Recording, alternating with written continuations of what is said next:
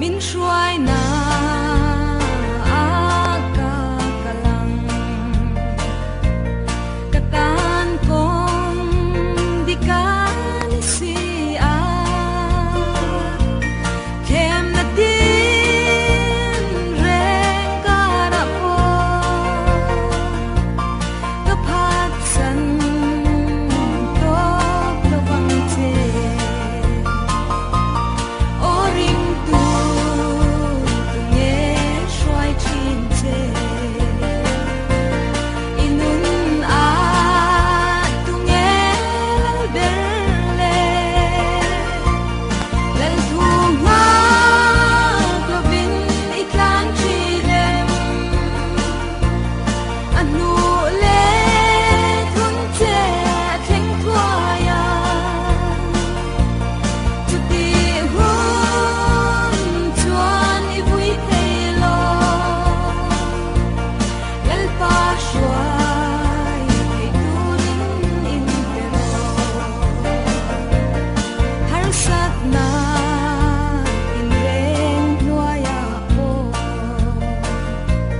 café